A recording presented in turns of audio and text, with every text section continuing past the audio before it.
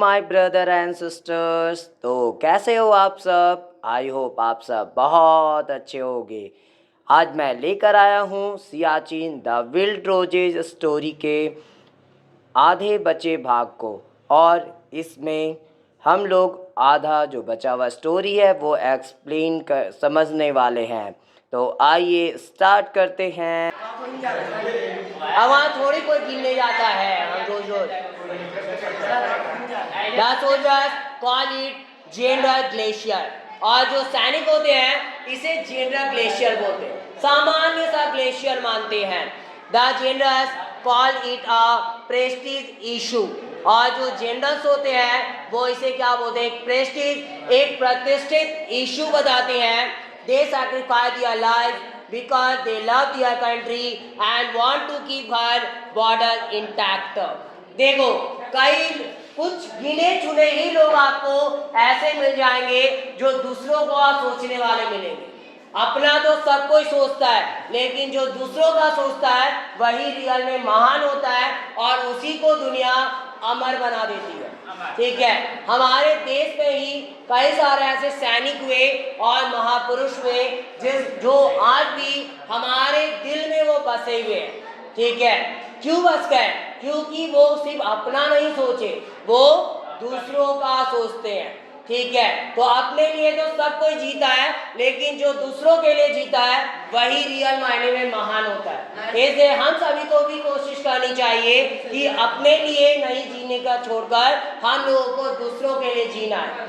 ठीक है, और दूसरों के लिए जीने का मतलब ये नहीं कि ऐसे फालतू चीज के लिए नहीं, दूसरों के लिए जीने का मतलब कुछ अच्छा करना दूसरों के लिए।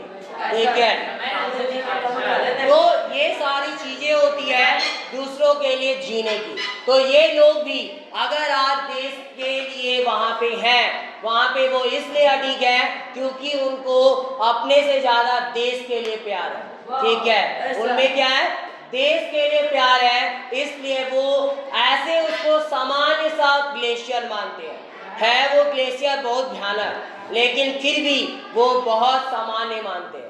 जब आप भी दूसरों के लिए जीना स्टार्ट कर देते हो तो आपको भी अपनी जिंदगी से कोई उतना मतलब नहीं रहता। ठीक है, आप अपने बारे में आप हल्का समझने लगते हो। आप जब खुद देखोगे ना दुनिया में, आपसे भी आप जब अपने प्रॉब्लम को देखकर रोते हो, तो आप खुद जब दुनिया में निकलोगे और दूसरों की प्रॉब्लम सुनना स्टार्ट करोगे तो आपसे भी कई ऐसे लोग मिल जाएंगे, आपसे भी बुरे, मतलब वो है बुरे कंडीशन वाले लोग जो आज ऐसे कंडीशन में जी रहे हैं जो आप कभी सोच भी नहीं सकते। ठीक है, आज हम लोगों के पास पैर है, हाथ है, हर एक बॉडी का अंग सही सलामत है, लेकिन कई सारे ऐसे दुनिया में लोग हैं ना जिसकी किसी की आंख नहीं है, किसी के पैर नहीं है, या किसी की हाथ नहीं है, या कोई भी अंग से वो अपंग है। ठीक है, वो पैरालाइज है, या तो वो हैंडीकैप्ड है। तो ऐसे लोग आपको मिल जाएंगे। ठीक है, तो कहने का मतलब ये है कि हम लोगों को, इसलिए हम लोगों को हमेशा अपना प्रॉब्लम बड़ा लगता है। हम लोग हमेशा बोलते हैं ना, छोटा सा भी प्रॉब्लम आ जाता है तो क्या बोलते हैं? डायरेक्ट लगता मेरा ही किस्मत खराब है। ठीक है, लेकिन हम लोग ये नहीं सोचते कि हम लोग जो है किस्मत खराब नहीं, हम लोग का किस्मत बहुत अच्छा है, जो आज कम से कम सही सलामत तो है। आज अगर मान के चलो बॉडी ना होती आपके पास, या तो अगर आपका कुछ चीज ना होता, आप हैंडीकैप्ड होते, तो आपको जीना पसंद आता? आप जीना चाहते? नहीं चाहते। आपको खुद ही अजीब लगता। आप अगर हाथ ना होती तो आपके अंदर एक होता, हम लिखेंगे कैसे? अगर आँख नहीं होता तो आपको लगता हम देखेंगे कैसे? लेकिन आप सोच सकते हो अगर दुनिया की कोई कीमती चीज है तो वो हमारा खुद का बॉडी है। अगर बॉडी आपका सही सलामत तो सारे लोग आपके अपने, नहीं तो बॉडी अगर गया तो कोई तेरे साथ कोई नहीं रहने वाला। जब आप देखे होगे हमारी आत्मा, आज हम लोग जीवित क्यों है? आत्मा की वजह से। जिस टाइम आत्मा निकलेगा इस बॉडी को छोड़कर, आपको कोई पूछने आएगा? हाँ सर, आएगा बहुत कोई। यमराज अच्छा पूछने आएगा भी तो क्या कर लोगे दोस्त टाइम? आराम से चलो हम मानते हैं आएंगे, लोग आएंगे रोने के लिए, आपको पटक आपके ऊपर पटक पटक के रोएंगे, उस टाइम क्या कर लोगे आप? कोई फायदा है? कोई फायदा है? कोई फायदा नहीं। समझ में आ रहा है? तो और वो भी क्या 2 मिनट रोएगा यार, 2 मिनट खत्म। उसके बाद कुछ नहीं रोता, 2 मिनट होता है, उसके बाद आपको छोड़ेगा शमशान में, वहां पे जलाएगा और पीछे मुड़ के भी नहीं देखेगा, वहां से वापस, ठीक है? तो उसके बाद खत्म कहानी। तो जाएगा। इसीलिए तो बोल रहे हैं ना, तो कहने का मतलब यही है, इम्पोर्टेंट क्या है? आपका बॉडी। अगर बॉडी है तो आपके साथ रिलेशंस है और सब कुछ है, और ये बॉडी खत्म तो सब चीज खत्म। समझ में आ रहा है? बॉडी खत्म तो सब खत्म, कोई ना आपका रिलेशन होगा ना कुछ होगा। समझ में आ गया? तो वो चीजें हैं। तो कहने का मतलब ये है, हम लोगों को प्रॉब्लम दूसरों का लगता है कि कम है, हमारे पास ज्यादा है, लेकिन रियल मायने में जब आप दूसरों को देखना शुरू कर दोगे और दूसरों को जब सुनना शुरू कर दोगे तो आपको पता चलेगा कि आप जो हो उससे बहुत लकी हो, आप उससे बहुत लकी हो। आज आपके पास घर है, आपके माँ बाप आपको कमाकर अच्छा खासा खिला रहे हैं, पैसे दे रहे हैं, हर एक कुछ कर रहे हैं आप पे, लेकिन कई सारे बच्चे आप देखोगे जो हो सकता है या तो हैंडीकैप्ड हैं, या तो जो है उनके पास इतनी कैपेसिटी नहीं है उनके पेरेंट्स के पास कि घर भी सही से हो या अच्छा खाना मिल पाता हो। 3 टाइम का कम से कम खाना हमारे लिए इम्पोर्टेंट होता है ना? 3 टाइम का तो कम से कम खाना लोगों को चाहिए। कई बच्चे ऐसे हैं हमारे देश में, संसार का छोड़ दो, हमारे देश में कई सारे ऐसे लोग हैं जो हम लोग रात के टाइम पे खाकर सो रहे, वो लोगों को खाना नसीब नहीं होता, भूखे सोना पड़ जाता। हमारे देश में ऐसे कई लोग हैं, ठीक है? तो ऐसी कंडीशंस है, तो समझ लो उस हिसाब से कि आप कितने लकी हुए। तो अगर एक छोटी सी प्रॉब्लम आ भी गई तो क्या बुरा हो गया? समझ में आ गया? प्रॉब्लम ऐसे भी अगर आती है तो वो आपको गिराने नहीं बल्कि और उठाने आती है, ताकि आप और स्ट्रांग हो सको और ज्यादा अच्छे से प्रैक्टिस करो और ऊपर जाओ, ठीक है? इसलिए हम लोगों को अपने में खुशी ढूंढनी चाहिए और कोशिश करना चाहिए कि अपना प्रॉब्लम छोड़कर दूसरों के प्रॉब्लम पे ध्यान दिया जाए और उसके प्रॉब्लम को सुलझाया जाए, जो कि ये सैनिक कर रहे हैं। आज वो सैनिक चाहते तो आज वो भी तो अपने घर पे रहकर अपनी फैमिली के साथ लाइफ स्पेंड कर सकते हैं, लेकिन वो फैमिली नहीं देखकर किसको देखे हैं? देश को।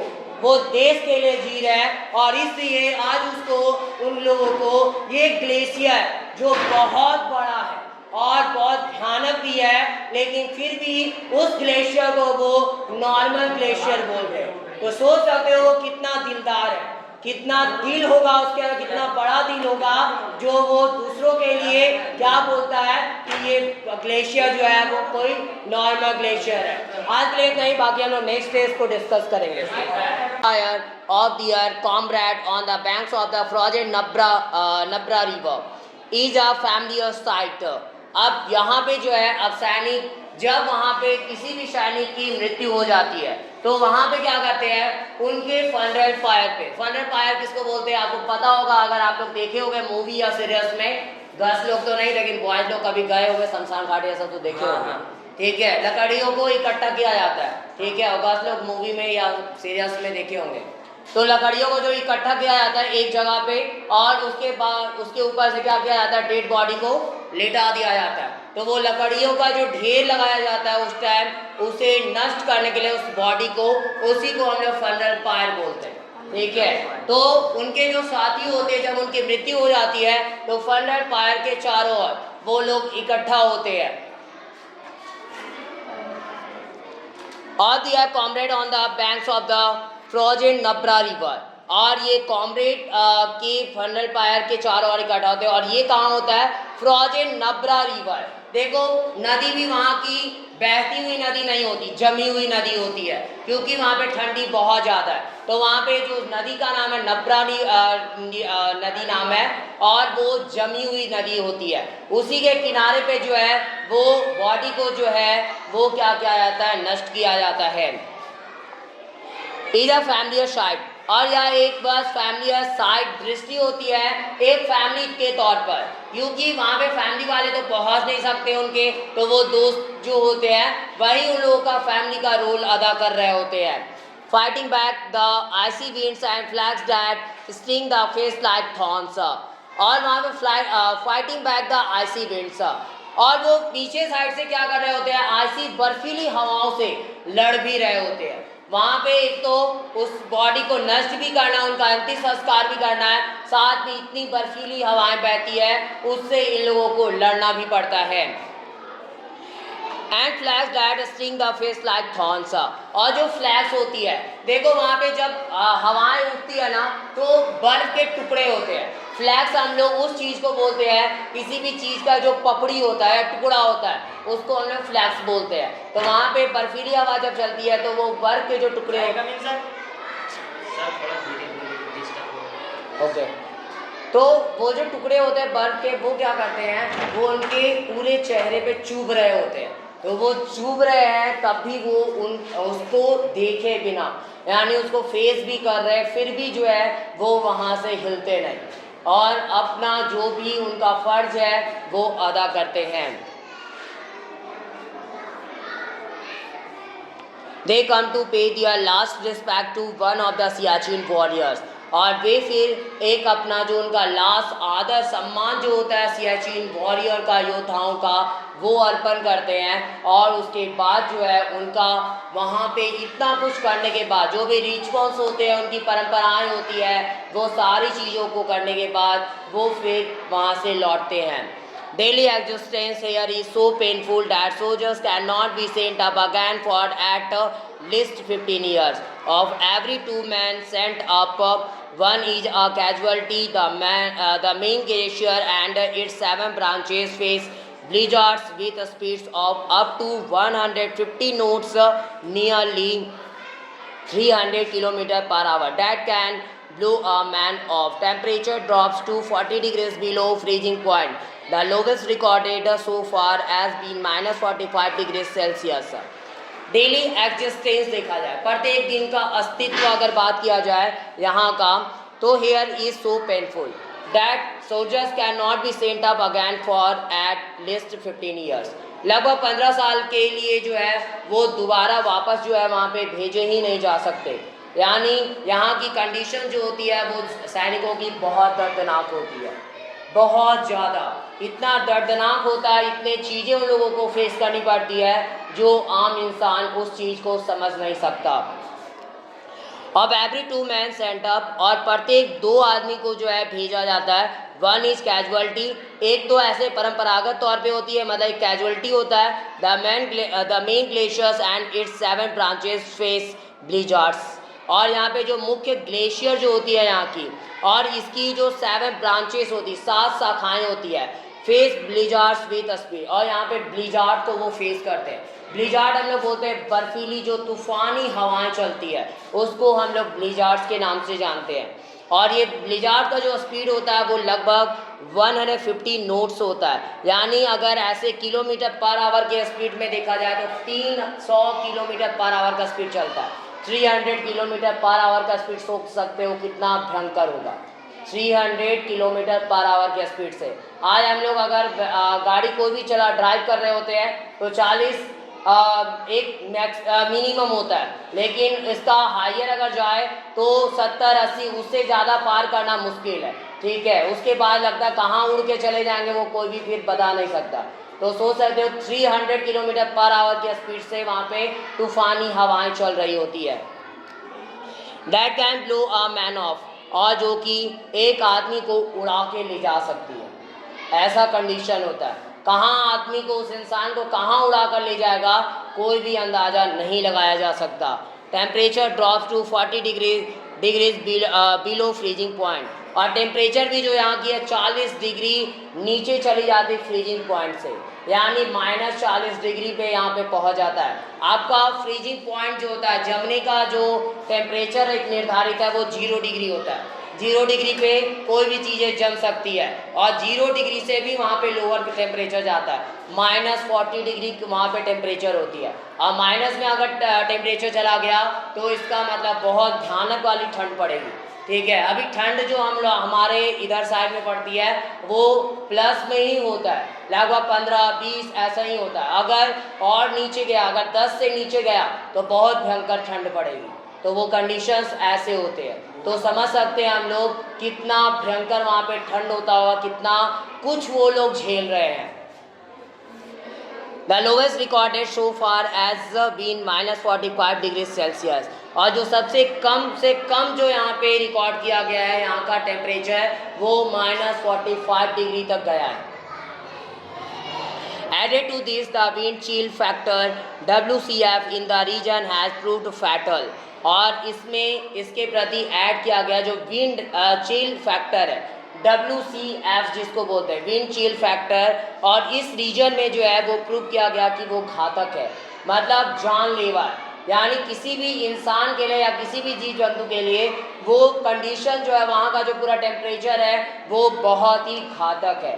फैटल का मतलब होता है जानलेवा, जो कब किसका जान ले लेगा कोई भी बता नहीं सकता। मतलब वहाँ का जो लाइफ है वो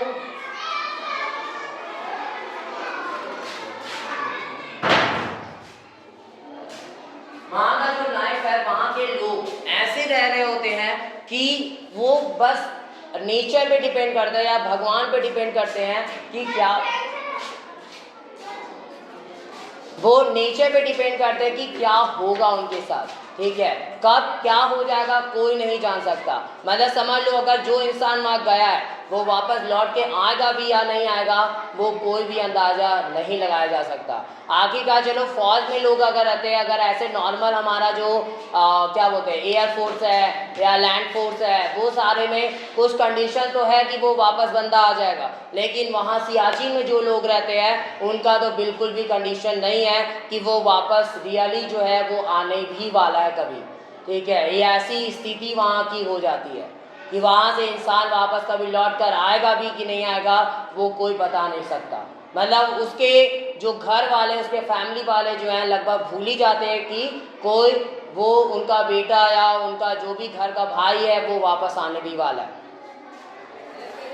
The shelter and the clothing given to the Jawans is designed to protect them from WCF of up to 800। और जो शेल्टर होती है, जो वहाँ पे आश्रय दी जाती है, रहने की जगह जो दी जाती है उन लोगों को, और जो कपड़े दिए जाते हैं जवानों को, वो डिज़ाइन ऐसे किए जाते हैं ताकि वो लगभग 800 WCF को वो कंट्रोल कर सके। लगभग WCF जो है 800 तक वो झेल सके, उससे ज़्यादा अगर हुआ तो फिर कोई बचा नहीं सकता उन लोगों को। But the average WCF in winter is around 1400 when any exposed flesh will freeze within minutes। लेकिन ये एवरेज जो WCF जो होती है ठंडे के दौरान, जब ठंडी आती है यानी कि मौसम जब ठंडा वाला आ जाता है, यानी जिसको हम लोग शीत ऋतु बोलते हैं, उस टाइम पे 1400 तक पहुंच जाती है। जिस टाइम पे किसी भी चीज़ का वहाँ पे गर्म रहना, पिघला हुआ रहना वो मुश्किल है, और इतना ज़्यादा मुश्किल कि वहाँ पे सेकंडों में कोई भी चीज़ें जम सकती है। मतलब कब कोई भी चीज़ अगर आपके सामने अभी गर्म आई तो कैसे तुरंत जम जाएगी, पलक झपकते वो फिर से जम जाएगी। अब वो फिर से दोबारा उसको हीट करना पड़ेगा, तब आप उसका यूज़ कर सकते हो, वरना उसका यूज़ भी नहीं कर सकते। Exposed flesh will freeze within minutes. जो खुला हुआ मांस होता है वहाँ पे, अगर मांस पका हुआ है तो उसको खुला छोड़ दिया जाए तो कुछ मिनटों के अंदर ही वो जम जाएगा। इन सच एन एक्सट्रीम क्लाइमेट, और ऐसे बहुत भयानक वायु क्लाइमेट में, इस ऋतु में, इस मौसम में, इस जलवायु में normal life is virtually impossible because almost everything freezes solid. Onions need to be cut, eggs become like rocks and cannot even be broken, and most toothpaste except jays cannot be squeezed out। chocolates become as hard as steel plates and if you bite them you could break your teeth. देखो यहाँ की condition ऐसी हो जाती है, जब यहाँ पे अगर बात की जाए नॉर्मल लाइफ, तो पहले तो जीना इम्पॉसिबल है। नॉर्मल लाइफ जैसे अभी हम लोग अपने जीवन को बिता रहे हैं वो जी ही नहीं सकते। आप सोच सकते हो हम लोग कितने लकी हैं, और ऐसे हम उस देश में रह रहे हैं जहाँ के फौजी भाई में इतनी हिम्मत होती है कि हमारी सुरक्षा के लिए वो लोग ऐसी जगह पे रह रहे हैं जहाँ पे इंसान का रहना पॉसिबल ही नहीं है। समझ में आ रहा है? उस जगह पे जो है वो अपने लाइफ को बिता रहे हैं, और वहाँ की कंडीशन तो पहला हम बताएं कि वहाँ पे तो ऐसे वर्चुअल ऐसे हमारा जो नॉर्मल लाइफ है वो तो जी ही नहीं सकते वहाँ पे, because almost everything freezes solid, क्योंकि लगभग प्रत्येक चीज़ें जो है वहाँ पे जम जाती है कोई भी सॉलिड में, कोई भी सॉलिड हो। Onions need to be cut, onions को काटने की ज़रूरत होती है। अंडे जो होते हैं एग्स बिकम लाइक रॉक्स, और अंडे जो होते हैं वो जस्ट चट्टान की तरह हो जाते हैं। चट्टान का मतलब एक पत्थर की तरह बन जाता है वहाँ पे अंडा, ऐसा कंडीशन होता है। And can not even be broken and most toothpaste, और यहाँ पे उस अंडे को जो है वो तोड़ा भी यहाँ तक नहीं जा सकता, इतने हार्ड हो जाएंगे कि उसको तोड़ना भी जो है पॉसिबल नहीं है। एंड मोस्ट टूथपेस्ट, और जो लगभग ज़्यादा से ज़्यादा जो टूथपेस्ट आते हैं, और उसमें भी सिर्फ एक्सेप्ट जेल्स, जेल के सिवा, यानी जो जेल वाले टूथपेस्ट होते हैं उसको छोड़कर जितने भी टूथपेस्ट आते हैं वो क्या होते हैं, उसको बाहर हम लोग जो है कर भी नहीं सकते, मतलब टूथ ब्रश पे लगाना भी पॉसिबल नहीं है, वो निकलेंगे ही नहीं। वो ट्यूब जो होगी टूथ पेस्ट की, उस ट्यूब से जो है हम लोग पेस्ट को बाहर भी नहीं निकाल सकते, ऐसा वो जम जाता है। जेल वाला है तो थोड़ा बहुत उसमें चांसेस होते हैं निकलने के बाद, लेकिन ऐसे नॉर्मल टूथपेस्ट जो आते हैं वो बिल्कुल भी निकाले नहीं जा सकते उस ट्यूब से। Chocolates become as hard as steel plates, chocolates जो होते हैं वो स्टील प्लेट की तरह कठोर हो जाते हैं। सोच सकते हो स्टील प्लेट कितना कठोर होता है, उस तरीके से वो चॉकलेट बन जाते हैं। और चॉकलेट को अगर गलती से अगर कोशिश भी की जाए कि दांतों से तोड़ ले तो वो पॉसिबल भी नहीं है, आपके दांत टूट जाएंगे लेकिन वो चॉकलेट कभी भी टूटने वाला नहीं। आपके दांत चले जाएंगे लेकिन वो चॉकलेट नहीं टूटेगा। आपका बस एक जो है ख्वाब रह जाएगा कि हमको चॉकलेट खाना है, ठीक है, वो कंडीशंस है वहाँ पे। खाते हैं वही चीज़ें जो चीज़ें को गर्म की जा सकती है, और तुरंत गर्म करना, हीट करना, और तुरंत उसको ख़त्म भी करना, वो कंडीशंस है वहाँ पे। और नहीं ख़त्म कर पाए तो फिर आपको भूखे ही रहना पड़ेगा, या दोबारा से अगर है कुछ बचा तो उसको हीट कर सकते हो, हीट करिए, वरना आपको फिर भूखे ही गुजारना पड़ेगा। वहाँ के लोग जो वहाँ के फौजी भाई लोग जो होते हैं वो रियली उन लोगों को कभी कभार तो भूखे ही रहना पड़ता है, उनकी कंडीशंस इतनी बुरी होती है।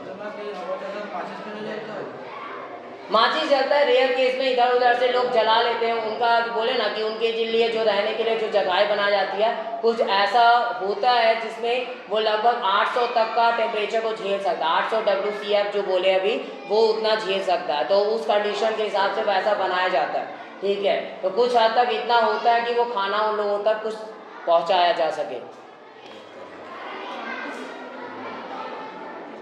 If you bite them you could break your teeth, और अगर आप चॉकलेट को अगर बाइट करना चाहते हो, चिबाना चाहते हो, तो वो जो है आपके दांतों को तोड़ सकती है।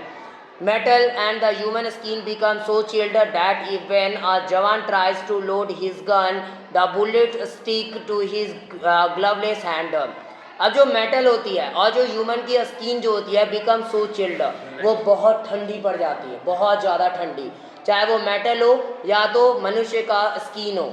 दैट वेन अ जवान tries to load his gun, और जब जवान कोशिश करते हैं अपने गन को लोड करने की, आपको पता होगा गन को क्या करना होता है, लोड करना होता है, उसमें गोलियां डाली जाती है, उसके बाद उसको तान कर रखना होता है, तब जाकर वो कहीं हम लोग चला सकते हैं। तो इस टाइम पे क्या होता है, the bullet stick to his gloveless hand, और जो बुलेट स्टिक जो होती है जो उसके खुद का ग्लवलेस हैंड के समान हो जाता है, मतलब ऐसा लगता है जैसे वो ग्लवलेस हैंड हो, मतलब बिना ग्लव्स का वो हाथ है, ऐसा बन जाता है। If you try to take them off the skin will also peel off, और जब उसे कोशिश की जाती है उसे नीचे करने छोड़ देने की, तो स्किन भी क्या होगा, वो उससे लगेगा जैसे छिलका उतारा जा रहा है, ठीक है। जैसे हम लोग किसी भी चीज़ के छिलके को कैसे उतारते हैं, वैसे लगेगा कि स्किन से भी आपके चमड़े को खींचा जा रहा है, वो कंडीशंस हो जाती है वहाँ पे।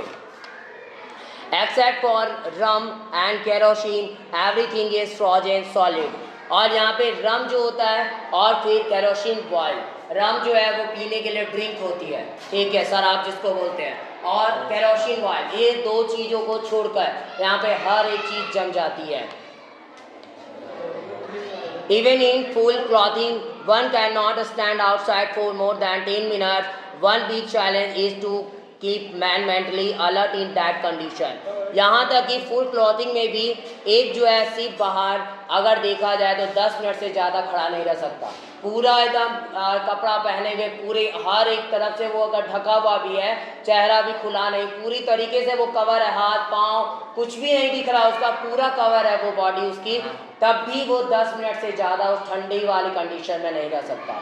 ऐसा कंडीशन होता है। और वहाँ पे हर एक इंसान को, जो भी वहाँ फौजी लोग रह रहे, हर एक को मेंटली प्रिपेयर किया जाता है, क्योंकि कई लोग ऐसे होते हैं जो उस कंडीशंस को देख के अपने आप में वो बहुत बुरा फील करते हैं और उनको ऐसा झटका भी कभी कभी लग जाता है जो मेंटली, आपको पता होगा, जो इंसान मेंटली स्ट्रांग नहीं है वो छोटी छोटी प्रॉब्लम में भी आप देखोगे घबरा जाएगा, लेकिन जो इंसान मेंटली बहुत स्ट्रांग होता है वो कितनी भी बड़ी प्रॉब्लम्स क्यों ना आए वो आसानी से झेल सकता है। आप देखे होंगे ऐसा बोला जाता है। अब इस वीडियो में इतना ही, और बचे स्टोरी के एक्सप्लेनेशन को हम लोग नेक्स्ट वीडियो में देखेंगे। तो अगर आपको यह वीडियो पसंद आई हो तो प्लीज़ मेरे इस वीडियो को लाइक ज़रूर करें और ज़्यादा से ज़्यादा शेयर करें ताकि और भी बच्चों तक यह वीडियो पहुंच सके।